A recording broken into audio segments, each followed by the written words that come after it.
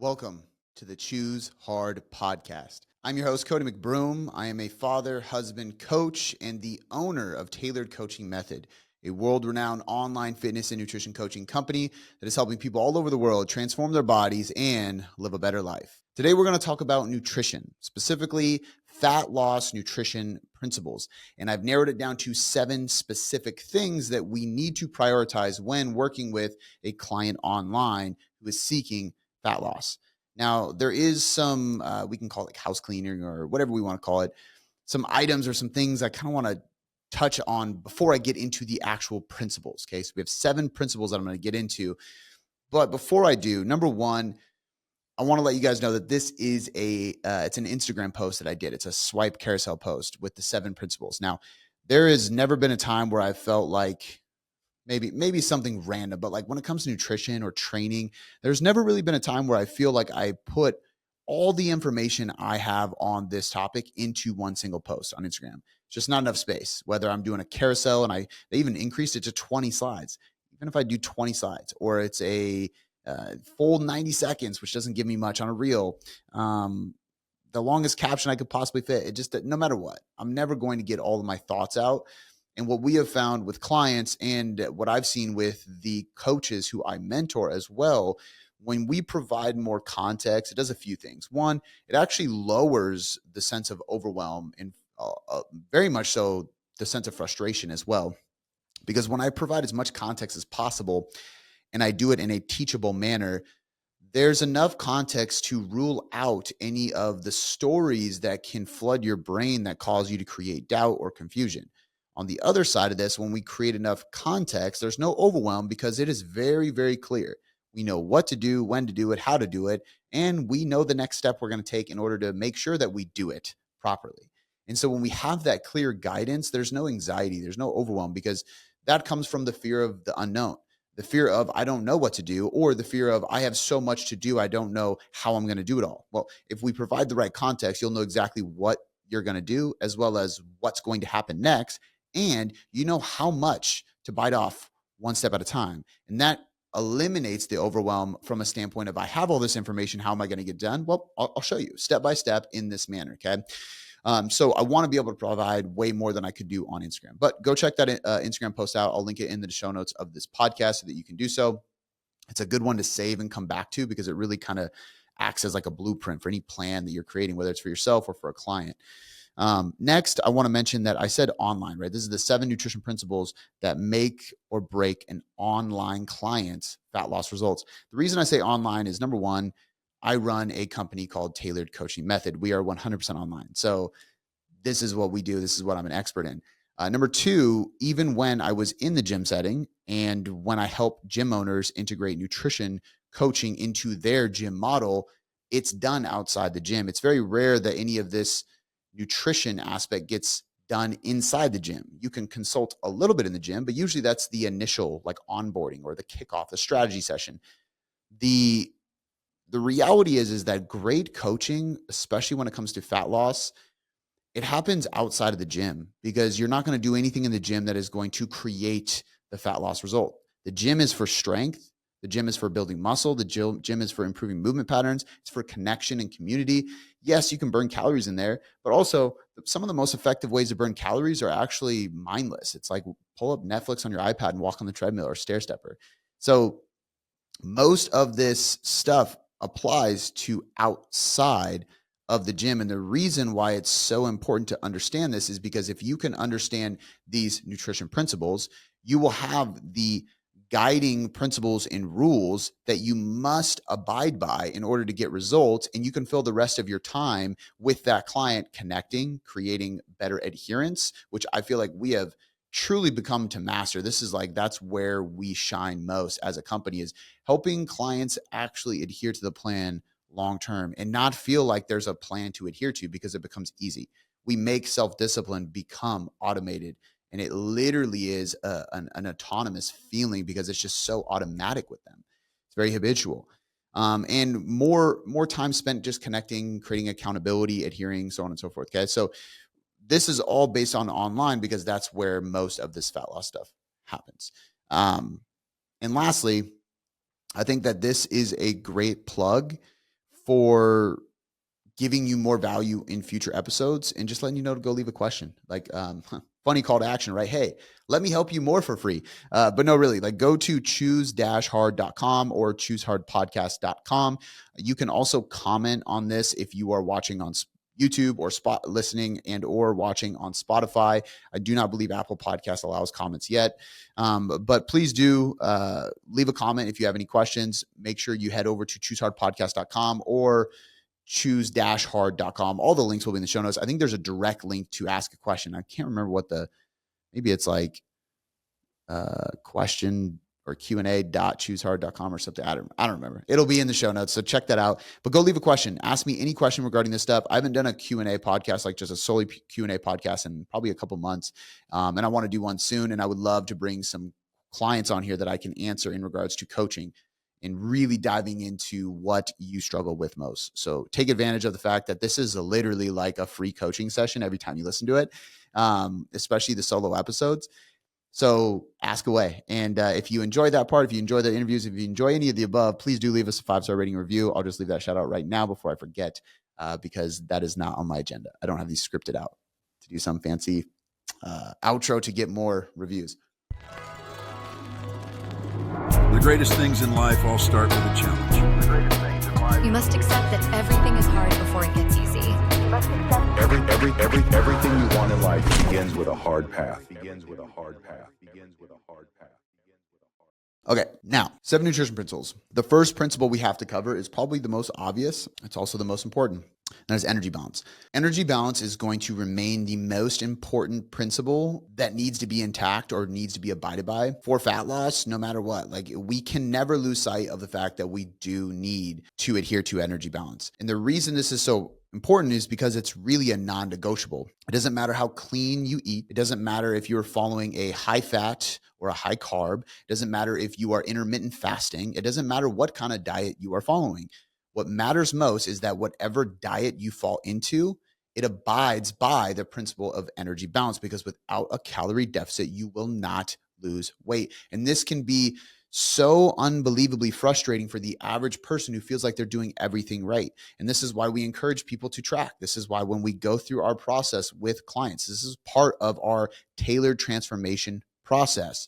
TM, because I trademarked that. That is literally our method that we use, that we have coined, that we are beginning to teach people inside of mentorship, workshops that I'm being hired to do, stuff like that, because it works so unbelievably well. And even the people who come to us and are like, I don't want to track, tracking is bad for me, it creates bad habits and tendencies, 9 times out of 10, if not 9.9 times out of 10, we help those people track calories and macros and not have any issues. There's no mindset issues. There's no mental adherence issues. There's no emotional issues, nothing. Why? Because we teach them a different approach to it. We're not rigid with it. We're not strict with it. We're going to get into some of this stuff. But the point is that if we don't track in the beginning and create an energy balance, it is going to be the most frustrating thing for that person. Imagine following a strict keto diet. You're eliminating all the carbs because you think that this diet is going to work. And maybe it does at first, because at first, most commonly, this creates a deficit. Right? This is very common. Somebody pulls out a bunch of carbs. Guess what? Right away, they go into a deficit. They start losing weight. So guess what? Keto works. Keto is amazing. Keto's helped me lose fat. It's really not. The calorie deficit is. You just happen to go through, use keto as the vehicle to arrive at that destination, the destination being the calorie deficit. And so the problem with this is it does not instill any type of knowledge, wisdom, or awareness in this individual. They are doing something and it is working, and they don't know why it's not working. Or I'm sorry, they don't know why it's working. And when we do something like a diet and it's working, but we don't know why it's working, we identify with the diet, the method, not the principle. And this is the big point here. Methods are many, principles are few. Methods often change, principles never do. I'm going to say it again, but faster. Methods are many, principles are few. Methods often change, principles never do. Principles never change. That is the big thing. Energy balance is a principle. So when we look at dieting for fat loss, we have to understand that the principle for fat loss is energy balance. It is a calorie deficit.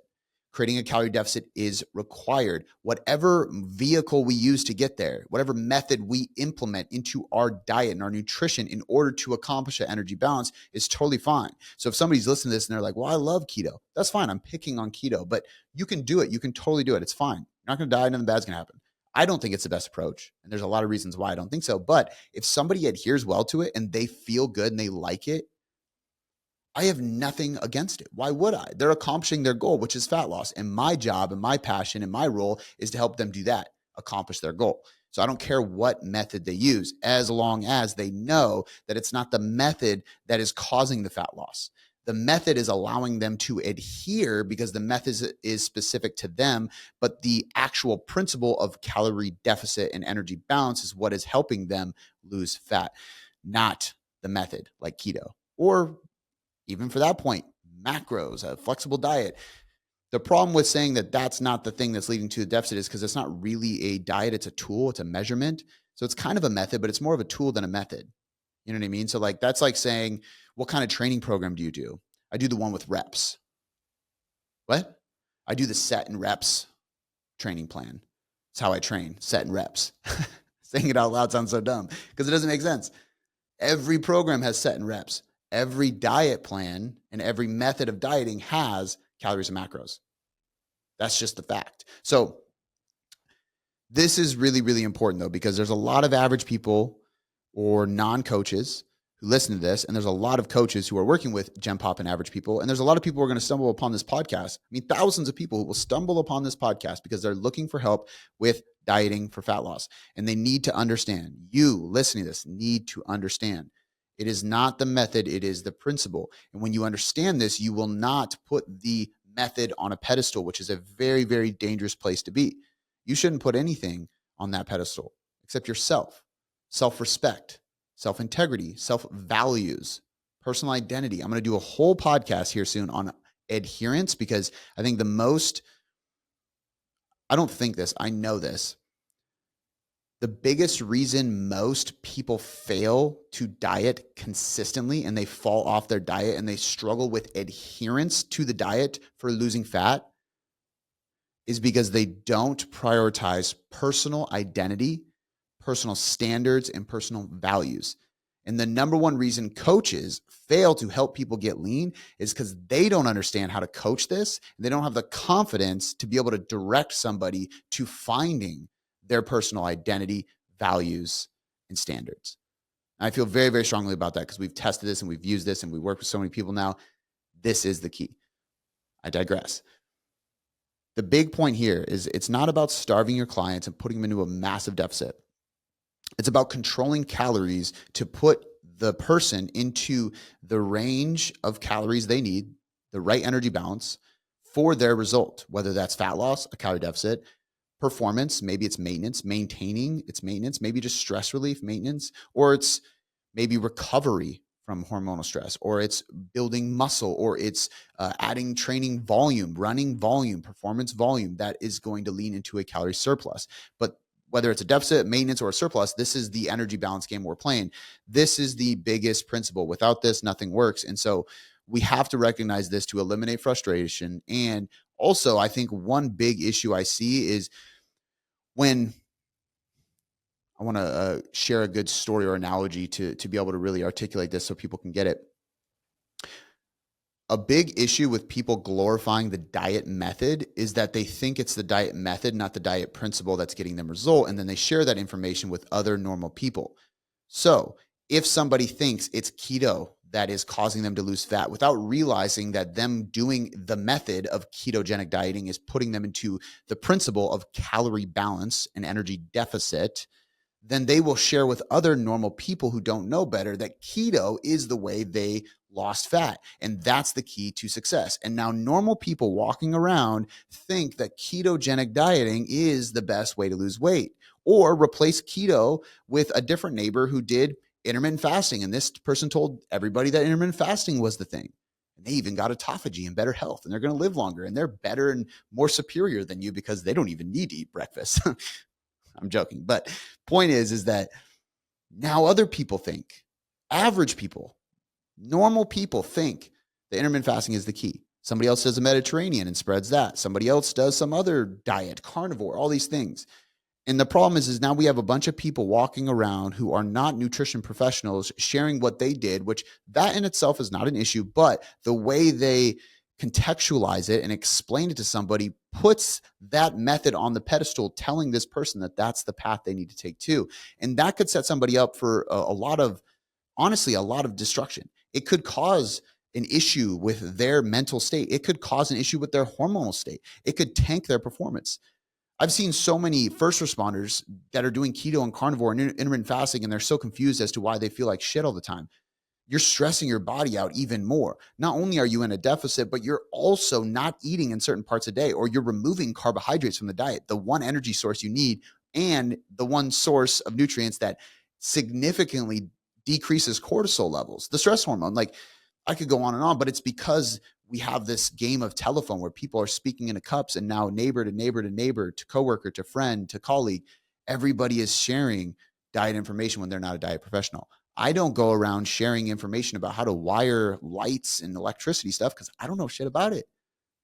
If somebody says, what did you do to get that result? And it's anything outside of training or nutrition or mindset, business, success, the things that I really know well, I point in the direction of the person I learned it from, who can explain it better. And that's the right thing to do when it comes to stuff. So that's why this is such an important thing.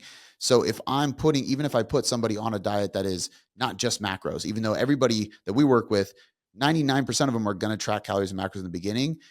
Some of the clients don't even track for that long. They start there and then we remove them in the middle of their weight loss journey. They can still lose weight and accomplish their goals while we remove the measurement of macros and calories, because we need to use that as a tool to teach them how to measure. Plain and simple. Okay. Energy balance. That is number one principle. You can't get away from it. Okay. Spent a little extra time on that one because it was worth doing so. Number two is repeatability. So repetitiveness, something that we can replicate over and over again. And this is really, really simple.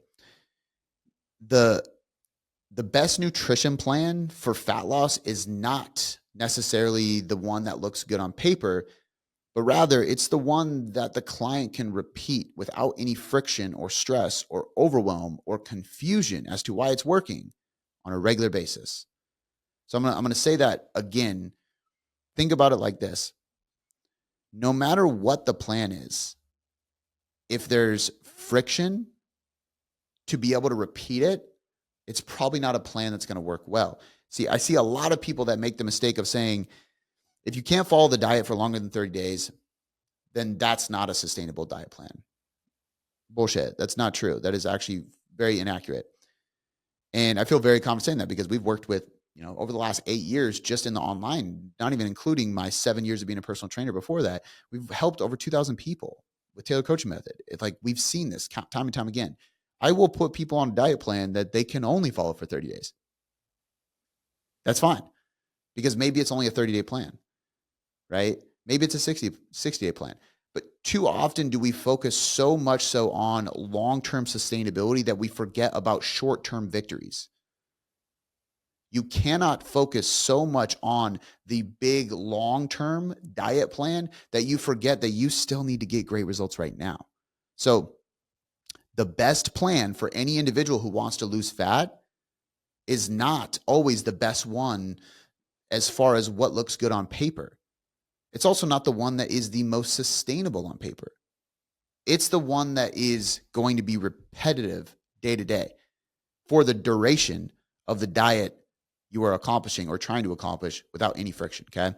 Sustainability is very important, but we can't worry so much about how we're going to follow this diet next year that we self-sabotage ourselves this week. There's a point to creating a calorie deficit. There's a very specific part of creating calorie deficit that is not sustainable. And I think that's the best way to think about it. I think that's where a lot of people get mistaken. A calorie deficit that's going to be effective, if you are creating a calorie deficit inside of your diet and it's going to be effective enough for you to get significant results that you can noticeably see in the mirror, which is what everybody wants, especially in those first 3 to 4 weeks. That's like that initial phase. You have to see success. The only way to create a calorie deficit that actually causes significant results, especially in the beginning, is to create a calorie deficit that is not sustainable long term. Sorry, it's plain and simple. If you're dieting for fat loss, you should feel like you're dieting a little bit. If you don't feel like you're dieting at all, you're probably not paying attention close enough to the food you're eating. You're probably not creating a big enough deficit if you're just always full and never hungry. I mean, think about it, really. If you put yourself in a calorie deficit, you're not eating enough to match your maintenance intake. Why on earth would you never be hungry if you're in that state? Being hungry is not a bad thing. Being hungry is a signal that the calorie deficit is working and you are probably losing weight. So we need to be able to create this. And that can sound somewhat contradicting to the principle I'm talking about right now, which is repeatability. But I'm talking about repetitiveness and repeatability in the duration of the diet and the fat loss phase that we have planned. So when you're looking at creating a diet, you need to be able to have a diet that actually produces success. If you can't produce that diet and you can't follow that diet on a day-to-day basis, if you can't repeat what you were doing day to day, right? If you create a training program for a gym that has a bunch of equipment that you don't have access to, but you made it because you went there on Monday on month 1 of your 3-month plan, and then you never went there again, that would make no sense. You got to change everything you do because you're going back to your home gym and it's totally different, right? So obviously the plan has to be catered to you, but once you create that plan, if you can't repeat it day to day to day, then you got to figure out something to be able to repeat it day to day to day.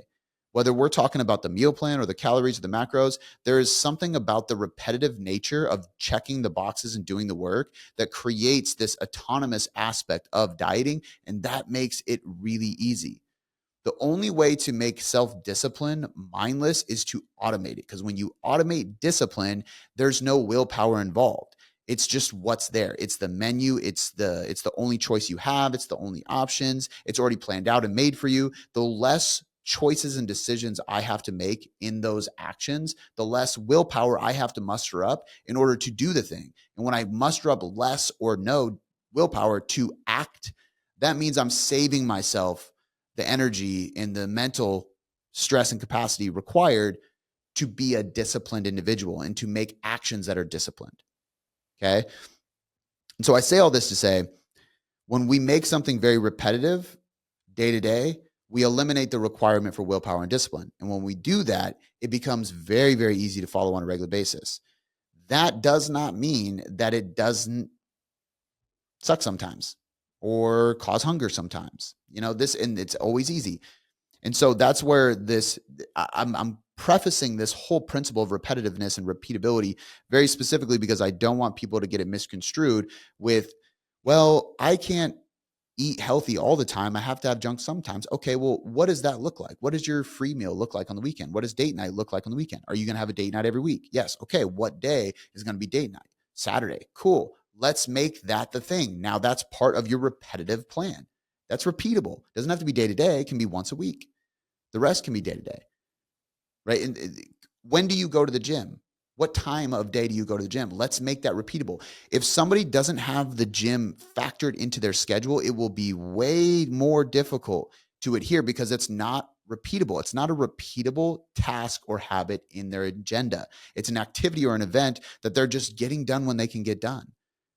That's going to cause way more stress. How do we remove friction? We make things repeatable. We make it a staple habit or event or action in our day or week or month. Okay. Don't get that confused with sustainable forever. Because yes, the best plan for somebody to lose fat is not always the one that looks best on paper. It's the one that creates less friction when trying to repeat it day to day. However, it also does not mean that you need to repeat it month to month, year after year. It means you're in a fat loss phase. There's going to be aspects of chasing fat loss that are not repeatable over the years to come. It's not a lifelong journey. This is a 12-week fat loss phase. You're going to grind. Let's get after it. And if we baby the process too much by trying to make it so sustainable that you can envision yourself doing this forever, we're not going to accomplish much success. I'd rather teach you how to do something a little bit hard, challenge yourself, develop the characteristics and traits you need to be successful, get the job done in the diet in the short period of time, especially in the grand scheme of things, 12 weeks, 16 weeks, maybe even 20 to 24 weeks at most. That's 6 months out of your life. That's not crazy. And during that process, we're going to give you the tools to make the diet change after the goal is accomplished. And then you move into a diet and an eating plan that is sustainable for the rest of your life. That is the mindset we have to have. Either way, during the diet itself, it needs to be repeatable. That's principle number 2. Principle number 3 is flexibility,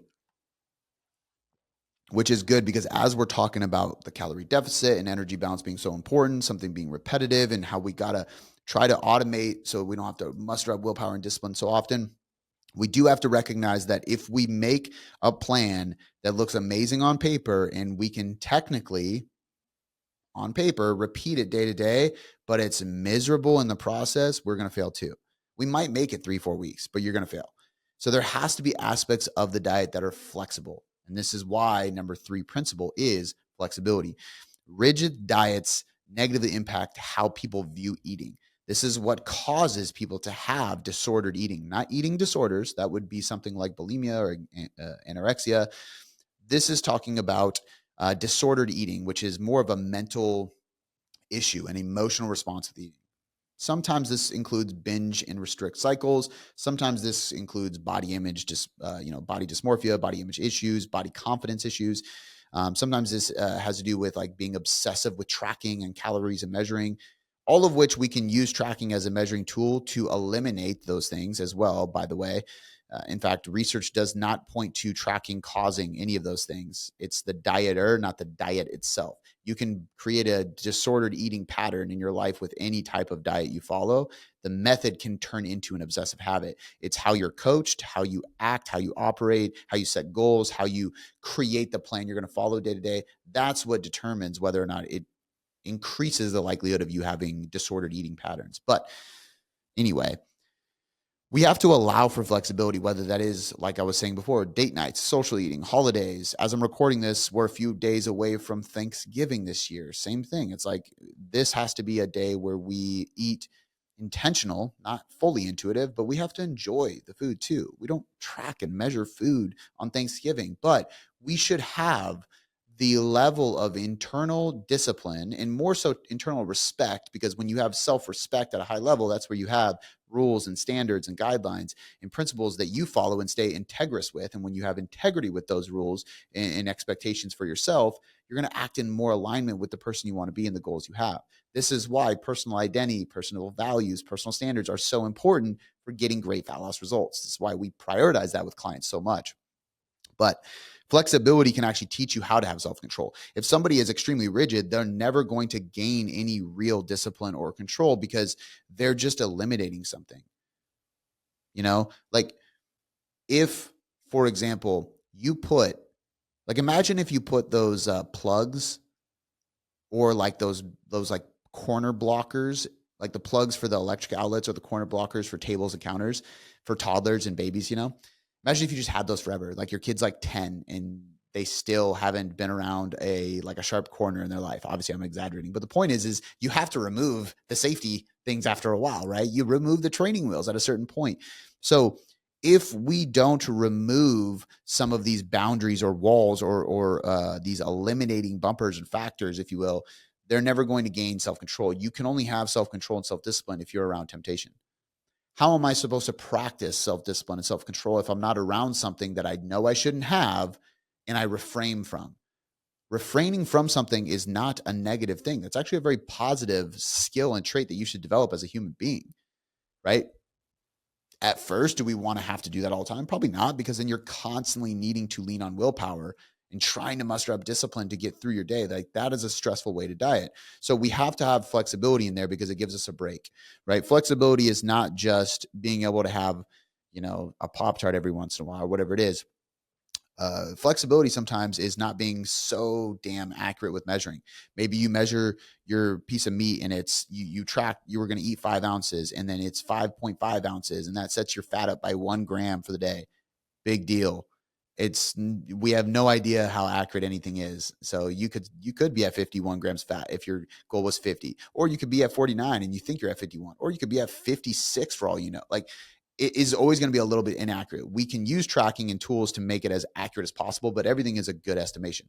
So part of flexible dieting is being able to fit in foods that you like that aren't quote unquote diet foods. part of flexible dieting is staying within ranges instead of dead set targets, because your maintenance intake fluctuates and all food measurements are just really good estimates. And we also don't want to be so rigid that we expect 1 gram being different on a scale or in your macros is going to actually impact your physique results. They're not. So the point is that we have to create an environment that keeps adherence high, any type of guilt around dieting very low. So the more you can feel like you have autonomy and choices that you can be making to keep yourself on point, the better you are going to feel about the diet. And the better you feel about the diet, the longer the adherence is. We also know that this is going to lower stress in general. When you feel like you are dieting and you can't have anything, you want everything. When you open up what you can have because there's more flexibility, oftentimes you don't actually go do those things. I'm more likely to eat like a bodybuilder when I know I don't have to. Because if I know I don't have to, but I choose to, it's my choice. The craving for something else or the dissatisfaction with what I'm choosing to eat isn't there. If somebody tells me I have to eat this way, I'm going to be dissatisfied with it. It's just human nature. It's human psychology. So we want to create a flexible environment that allows for decisions to be made by the individual, because they're going to be more successful, they're going to adhere better. And long-term, this is a way to lower diet fatigue and diet stress, to make sure that we're not putting ourselves in a position that turns this diet into a negative experience, causing any type of emotional response, such as diet fatigue, but also disordered dieting, disordered eating, things like that. Okay. So flexibility is principle number 3, and it's extremely important for anybody trying to lose fat, especially. But also, to go back to repeatability, this is where, and actually this principle right here is perfect for this.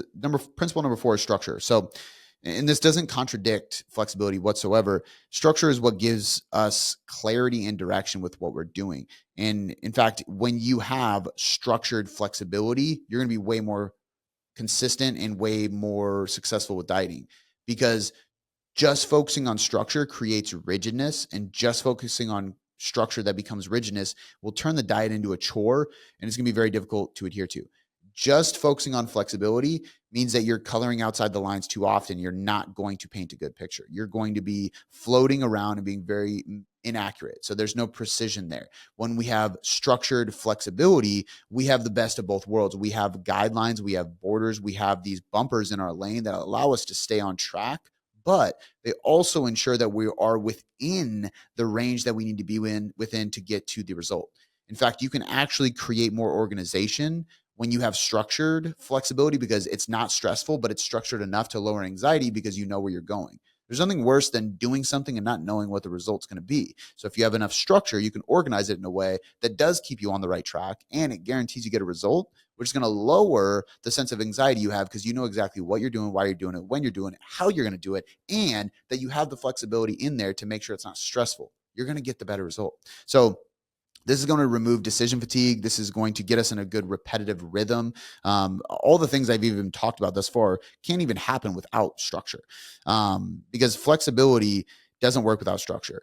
A calorie balance is created through structure. So energy deficit, or any which way you want to spin it. Repetitiveness is literally requiring structure to fall within. You can't repeat something that you don't understand the structure of, right? That's part of it. So structure is really, really important here, okay? And flexibility and structure go hand in hand. Really, all these do. But this is why I have these 7 nutrition principles. Just like I did the podcast, I think it was 12 for the training program design principles. And if you didn't listen to that podcast, we'll try to link in the show notes. Go listen to that. It is a really good podcast. But what I talk about in there is very similar. It's like when I'm writing a training program for a client, I have to check these boxes to make sure that I am staying within my lane. I'm staying on the right path. I'm consistently doing the things I need to do in order to accomplish the result and avoid any downstream issues that could arise. This is the exact same thing. When I'm creating a plan, when I'm critiquing a client, when I'm adjusting a nutrition plan, when I'm doing anything related to nutrition, I have to stay abiding to these principles in order to get the result that's desired. Principle number 5 is behavior change. And although this could be seen as the number 1 most important, truthfully, I didn't really put these in order because I don't believe in hierarchies of importance when it comes to nutrition or training program design. Excuse me, I had to take a sip of the energy drink. I don't agree with hierarchies that order the importance of anything when it comes to nutrition principles or training. And that's a pretty big blanket statement, but I'm okay saying it. And this is a good way to say it. If I had to give like a sound bite for one, my podcast editor, wink, wink, but also for anybody listening to this to just remember, right? There's certain things I always like. The methods are many, principles are few. I love that quote. Awareness precedes change is another quote I love. I always kind of stick with these things. And so repeating them helps me remember them. And I see the same kind of thing apply with the idea of hierarchies. Training and nutrition hierarchies don't exist on the individual level. They only exist on the research level. Meaning, when we look at training and nutrition research for body composition change, performance, strength, muscle mass, fat loss, anything like that, hierarchies do exist because across the masses, when we're looking at pulling statistics from a huge population to try to figure out what matters most, what impacts what influences these things that we're chasing with nutrition and training, we can see that out of all these people, energy balance is the most important thing. We can see that carbohydrate intake does this thing, meal timing does this. We can correlate how important they are. When we get to an individual level, there is no hierarchy. We cannot create an order of importance with an individual. Again, training and nutrition hierarchies exist on the research level, not on the individualized level, because an individual might not be able to adhere to that most important factor, calorie deficit or energy balance, if their meal timing is off, if they don't have structure, if they don't have emotional support, if they don't have accountability, if they can't have help designing their schedule to fit in the workouts.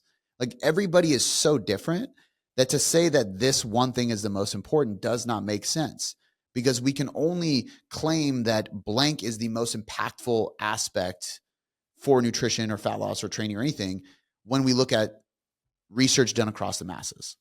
So again, when it comes to training and nutrition or hierarchies, I don't believe that there is an order of importance. I think that training and nutrition hierarchies exist on that research level because they're looking at mass populations, and we have to correlate what impacts the majority of people in that setting. When we get to the coaching world and we're working with individuals, there is no order of importance or general hierarchy across everybody because everybody is different. And any step within that hierarchy is going to influence the greater result more for one person than another. And so it's individualized. I believe most people, behavior change is probably the most important because a lot of these things can't happen without behavior change. However, if somebody is very disciplined or structured in there, like if I get somebody has like a past or a history in the military, they're already pretty structured, organized, diligent, analytic, like that. This is how they operate. This is how they've just been kind of formed into this. This has become very synergistic with who they are and how they operate, how they show up, what they do with everything. So it's very easy for me to plug nutrition and training into this person's very organized lifestyle, right? And disciplined and structured lifestyle. Whereas if somebody else doesn't believe in structure, is more free flowing, doesn't like having a calendar, I have to change their worldview. I have to change how they operate. That is a huge behavior change just to get to step one, right? So it really does change. But the reality is that like macros and calories don't change people. Habits, mindsets, and behaviors do, right? We have to change somebody's behavior so that they change their habits, they change their mindsets, they change their lifestyles. Sometimes it means they're changing their standards, their core values, their principles.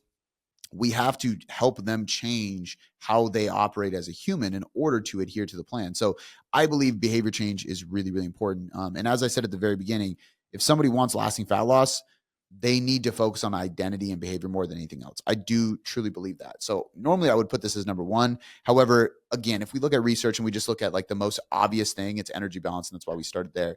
But when it comes to coaching individuals, especially when we go, okay, maybe the deficit's there, maybe they're doing great, but what happens when, perfect example, it's Thanksgiving. What if this is the first holiday that they have experienced while in a fat loss phase?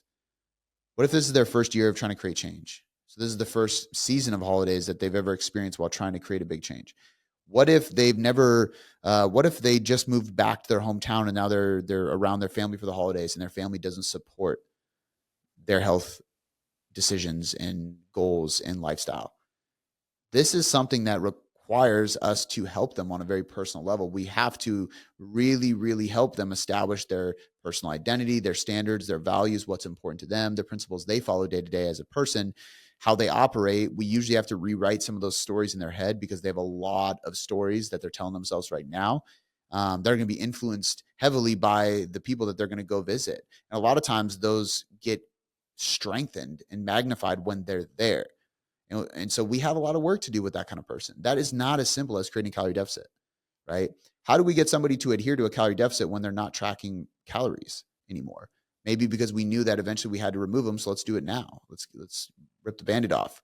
We've used them as the tool to guide you and help you. Now let's remove them so that you can begin to build your own personal set of values, standards, knowledge, wisdom, so that you can do it without, right? What if they are tracking macros, but we know that they're not going to track on Thanksgiving or on Christmas or on a holiday, and it would be unhealthy for them to do so. So we got to make sure that they are equipped to do the holiday without tracking, without the guidelines, without the measuring tools.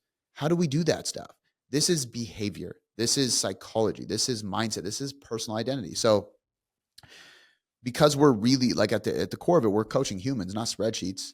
This isn't data from research. These are humans. This is coaching. So there's a lot involved with behavior change, but behavior change is principle number 5. And I think this is probably, the most important thing for coaches to focus on.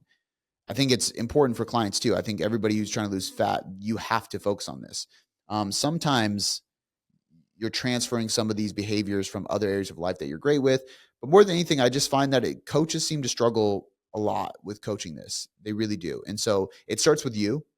If you haven't displayed behavior change in your own life, and you're not operating and living a life that is integrous with your personal standards and identity, if you haven't even created that, the standards, the values, all that stuff, that's where you got to start, because you are the role model to your clients. But anyway, number 5, behavior change, massively important. We've done a lot of podcasts on this kind of stuff, just that alone, the whole podcast. Number 6 is transparency. At the end of the day, clients are hiring us for honesty and direction. They want hype, they want motivation, they want inspiration, but what they want more than anything at its core is they want transparency. They want true honesty, brutal honesty with love, care, and respect. I've had multiple people tell me that the reason they wanted to work with me specifically was because they know that I'm going to tell them what they need to hear, but I'm going to do it in a way that is done with love and care, because they know I want what's best for them. If you can do something like that, you can be very vulnerable, transparent, authentic, and sometimes blunt and brutally honest with somebody, but it comes from a place of love and care and desire for them to change positively for the sake of them reaching their goals. It is well received, and it creates way more change in somebody. That is a fact. And again, I've been hired because they truly believe that I'd be the person that would actually do that for them, because a lot of people are afraid to do so. I'm not. I care more about people getting results and people creating change than anything else. I will have uncomfortable conversations all day. I have no problem with it. And so this also means that at its core, again, like, yes, okay, does that mean we're just drill sergeants? We don't motivate, we don't inspire, we don't pump them up or get them feeling good? No, of course we do. But what they want more than that is they want you to help them do it themselves.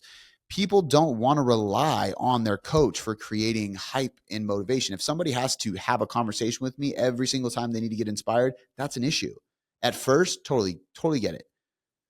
And should my check-in with them that I send them, should my voice memos that I send my clients, should the calls I do with my mentor clients, should those things at some point not motivate them? No. If they don't, then I'm not doing my job very well. It should always motivate them. And we should always benefit from that.